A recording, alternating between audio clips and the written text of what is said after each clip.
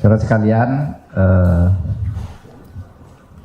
sore ini tadi kami mengadakan rapat koordinasi dengan Kejaksaan Agung, dengan Mabes Polri, dengan Menteri UKM, Koperasi dan Usaha Kecil Menengah, kemudian dengan kantor staf Presiden untuk membahas keterkejutan Indonesia, baik pemerintahnya maupun rakyatnya, karena kasus Indosuria yang sudah dibahas lama bahwa itu merupakan perbuatan hukum yang sempurna sebagai pelanggaran pidana, baik dari Kejaksaan Agung, Kepolisian, PPATK, itu ternyata dibebaskan, onslah oleh Mahkamah Agung. Kita tidak bisa menghindar dari keputusan Mahkamah Agung untuk mengganti kata kita harus menghormati. Saya sekarang akan mengatakan tidak bisa menghindar karena itu putusan Mahkamah Agung. Ya. Mungkin kita tidak perlu menghormati, kita tidak bisa menghindar gitu aja kan bisa. Nggak bisa apapun gitu karena itu putusan Mahkamah Agung. Karena apa? Itu dakwaannya udah jelas, pelanggaran Undang-Undang Perbankan pasal 46, menghimpun dana dari masyarakat padahal dia bukan bank tanpa izin. Itu kan sudah jelas. Kemudian kalau dia mengatasnamakan koperasi, 23.000 orang yang menggugat ini bukan anggota koperasi nyimpen uang di situ, kan tidak boleh.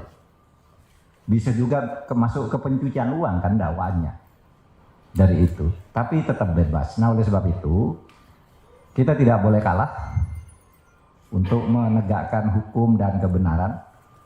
Pemerintah, Kejaksaan Agung akan kasasi. Kita juga akan membuka kasus baru dari perkara ini karena tempus deliktinya dan lokus deliktinya setelah korbannya masih banyak. Kita tidak boleh kalah untuk mendidik bangsa ini berpikir secara jernih dalam penegakan hukum.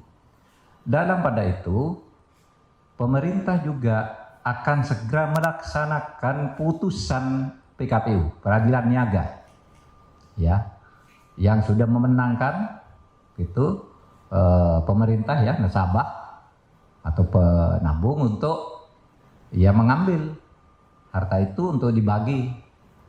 Itu putusan pengadilan, cuma masalahnya sekarang pengurusnya masih yang lama. Nanti kita akan melakukan langkah hukum. Dan untuk jangka panjang, panjang dalam arti di luar panjang sesudah ini, tidak panjang-panjang amat kalau waktunya.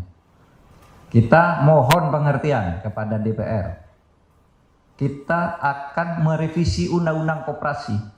Karena sekarang penipuan-penipuan dan pencurian uang rakyat itu, kalau Undang-Undang Perbankan ada pengawasnya. Kalau Undang Koperasi itu mengawasi dirinya sendiri koperasi, sehingga Menteri Koperasi, pemerintah tidak bisa ikut ke dalam. Baru sesudah terjadi dipaksa ikut oleh hukum. Nah, oleh sebab itu mohon pengertiannya, kita akan mengajukan revisi Undang-Undang Koperasi agar penipuan-penipuan yang berkedok koperasi ini bisa segera diakhiri dan ditangkal untuk masa yang akan datang. Demikian untuk kasus Indosuria.